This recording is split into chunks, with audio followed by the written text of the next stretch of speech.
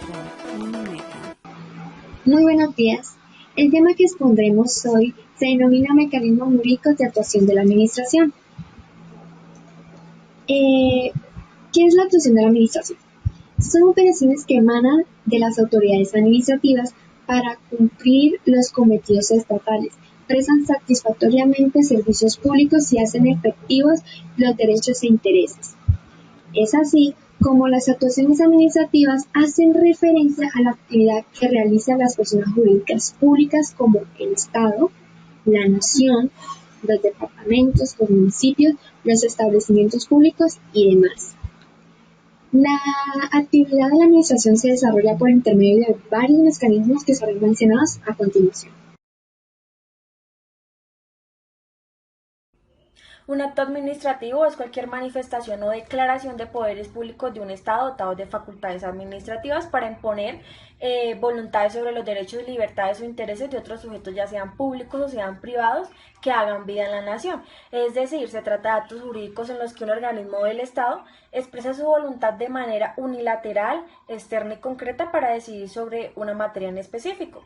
Y los poderes públicos pueden imponerse en una materia concreta mediante actos administrativos, siempre y cuando estos tengan lugar dentro de lo estipulado por el ordenamiento legal, es decir, que se den según lo establecido por la Constitución. A continuación, mis compañeras les van a dar a conocer un poco sobre la clasificación de los actos administrativos. Generales. Esto se denomina así puesto que va dirigido a un número plural de personas. Su notificación será a través de medios masivos de comunicación y también podrán ser revocados sin autorización por parte de los afectados. Particulares. Estos regulan situaciones específicas, ya sea de una persona identificada o de un grupo particular. Su notificación es de manera individual y para efectuarse la revocación debe haber autorización expresa del particular. Ahora bien, dependiendo de la declaración de voluntad que se emite en el acto, esta se clasifica en unilaterales. Estos han sido emitidos por una entidad que los manifiesta unilateralmente y la posición predominante en que se encuentra el Estado. Esta se justifica en defender los intereses generales y debido a esto no se tendrá en cuenta para la emisión y la ejecución la voluntad de quienes han sido afectados por el acto. Bilaterales. Para la expedición del acto, la voluntad y el consentimiento se cuenta con la misma finalidad, ya sea por parte de la administración o de los particulares. En esta clasificación se incluyen los actos emitidos por los colegiados y aquellos en donde participen algunas entidades públicas. Otra clasificación es la que se presenta cuando se tiene en cuenta la decisión que ha sido tomada con el acto de trámite. Estos no tienen como finalidad resolver de fondo el asunto, pero cuenta con suma importancia ya que es necesario para agotar todas las etapas del proceso administrativo. Este no tiene que ser motivado ya que solamente se da con el objetivo de surtir un trámite administrativo. Actos definitivos son aquellos que se pronuncian sobre el tema a resolver y esos contienen la decisión final que se va a dar en el acto administrativo. Los actos reglados son la simple ejecución de la ley. Esto quiere decir que señala cómo la administración pública debe actuar en el ejercicio de su autoridad. Actos discrecionales. Bueno, los actos discrecionales se emiten teniendo en cuenta como sujeto principal la norma, pero al final la administración es quien toma en cuenta cuál es su decisión y de qué manera se emite. Actos de servicios públicos. Bueno, estos tienen como propósito regular, ya sea de forma directa o indirecta, una necesidad que se suple a través de la prestación de los servicios públicos. Actos ajenos al servicio público son todos aquellos actos que no tienen como fin la regulación de un servicio público, sino que en cambio contemplan las funciones públicas de otro índole. Y a continuación hablaré de los actos legislativos nacionales, locales, complejos y simples. Actos legislativos. De acuerdo a la legislación colombiana, un acto legislativo es una norma expedida por el Congreso de la República, que tiene por objeto modificar, reformar, adicionar o derogar los textos constitucionales. Primero, tanto la Constitución como el reglamento del Congreso de la Ley 5 de 1992 determinar el procedimiento que se debe seguir para la expedición de los actos legislativos. Segundo, determinar quiénes podrían presentar un proyecto de acto legislativo. En este caso sería el gobierno, que sería presidente y ministros, congresistas, concejales, diputados, populares, Estado, sala plena. Actos nacionales. En esta categoría quedan incluidos aquellos actos que de acuerdo a la norma están supeditados a ser ejecutados y cumplidos a lo largo y ancho del territorio nacional. Actos locales o órganos de entidades locales. Nos referimos a los decretos y resoluciones de los órganos unipersonales, alcaldía y consejerías delegadas. Y los actos complejos. Bueno, en los actos complejos podemos determinar que son aquellos que se informan por la concurrencia de una serie de actos que no tienen existencia jurídica separada o independiente y que provienen de diversas voluntades y autoridades, generándose así una unidad de contenido y de fin. El acto simple. El acto simple suele coincidir con el acto administrativo instantáneo, que se produce con integración de un criterio y una voluntad única. Se puede citar como ejemplo la promesa de venta, que siempre ofrecerá la complejidad de referirse a una o más personas y recae sobre una o más cosas, concretándose un plazo o ser instantáneo. Bueno, los hechos administrativos son una actividad material que son traducidos en actuaciones físicas. Dichas actuaciones físicas son ejecutadas en el ejercicio de la función administrativa, ya sea que haya o no una decisión de acto administrativo previamente a este acto. Dichos hechos se vinculan a comportamientos materiales de la administración pública.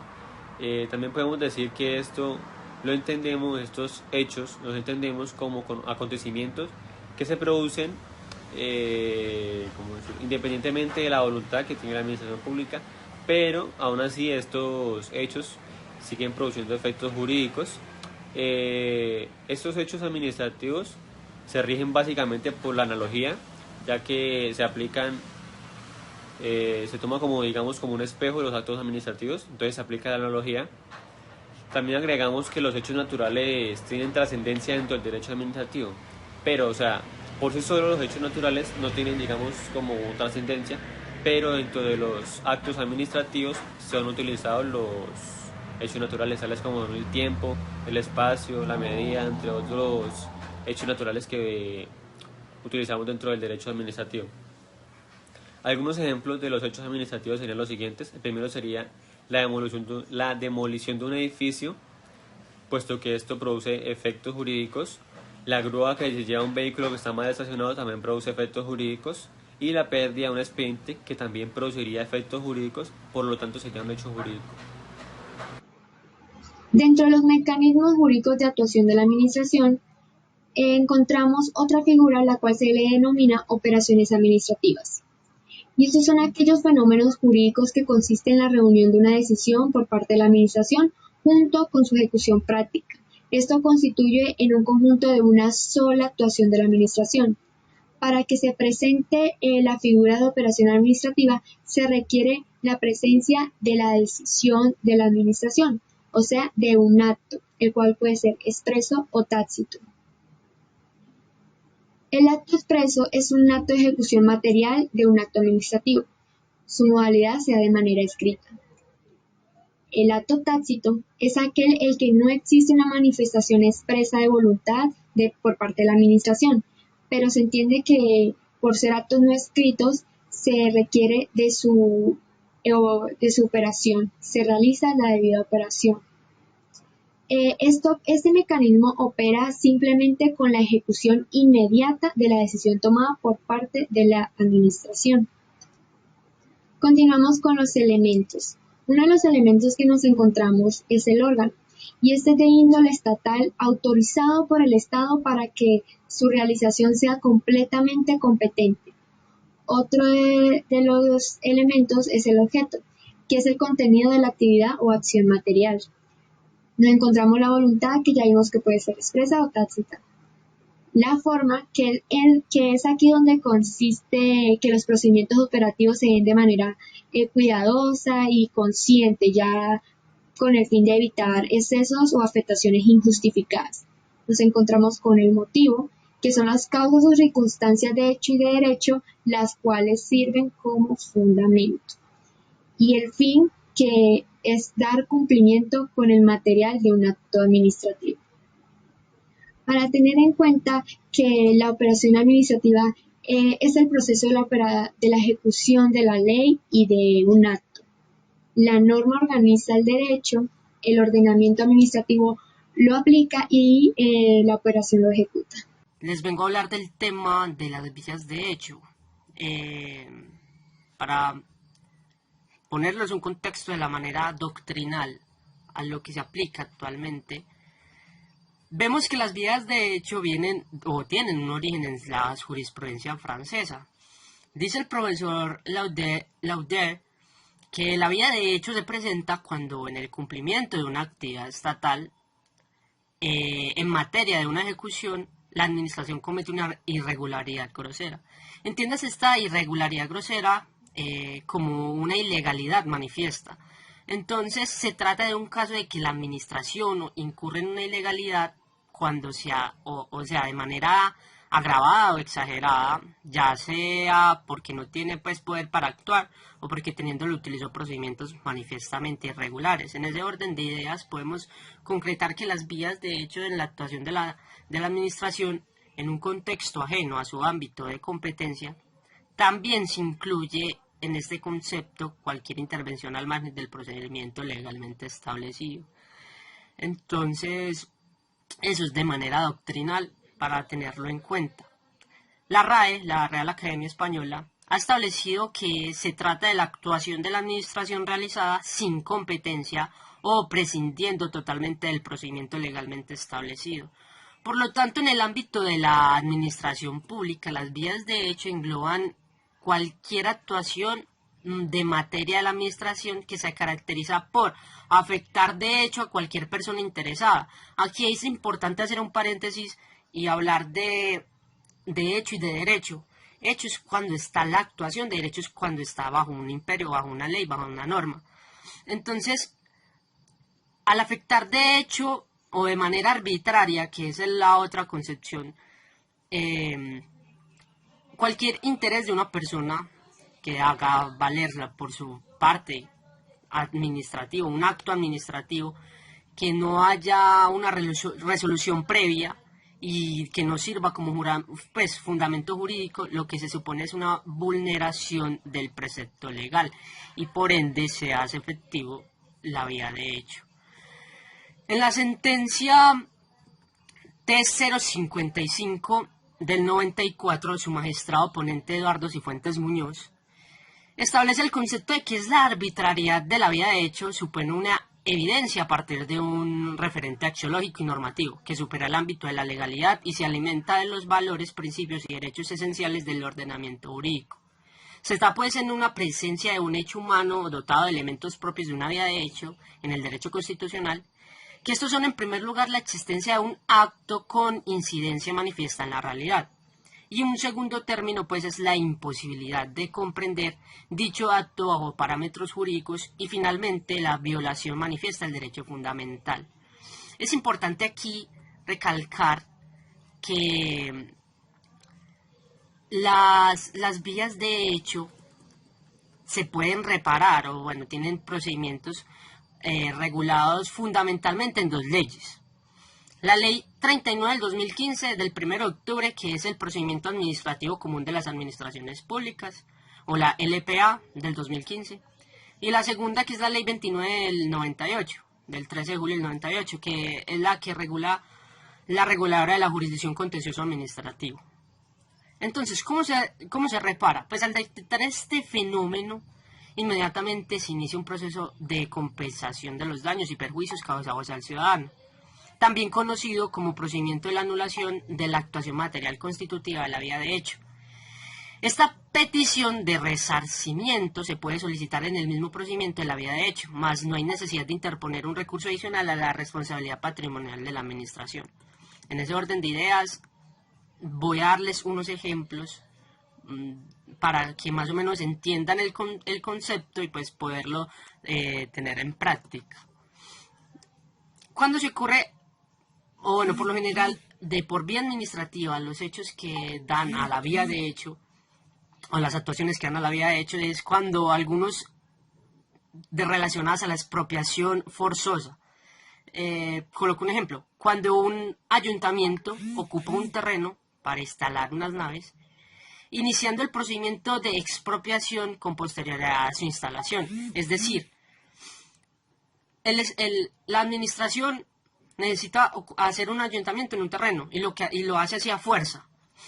Y posterior a que ya lo tienen, hacen el proceso de expropiación, el expropiatorio.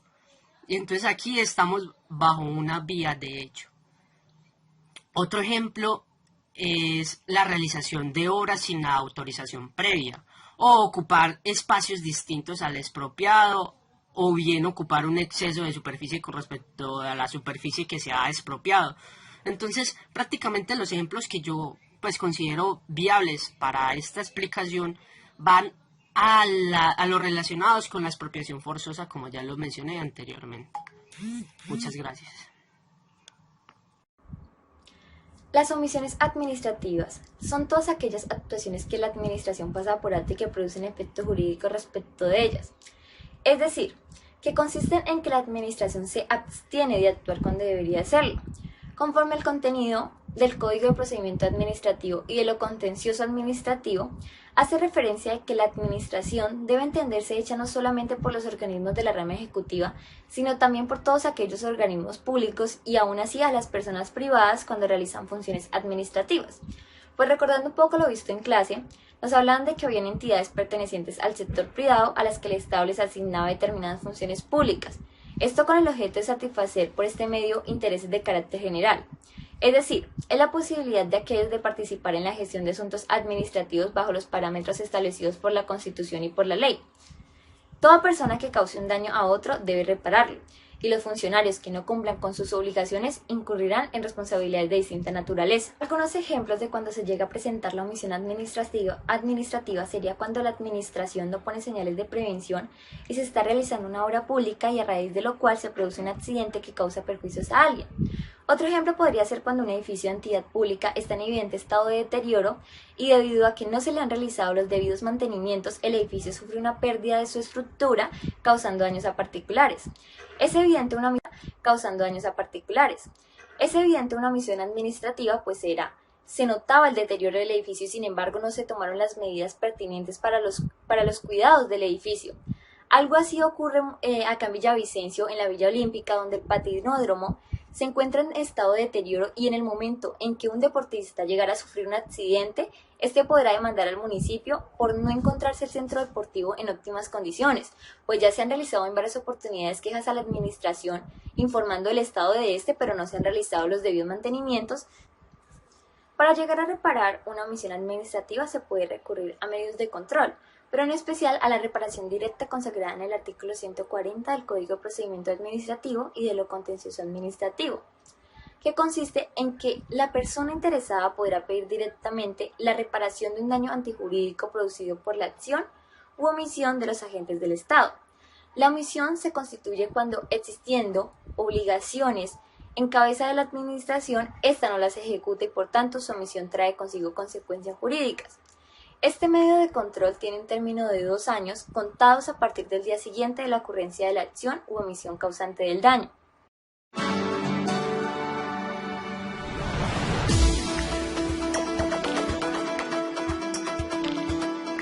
Noticiero Central.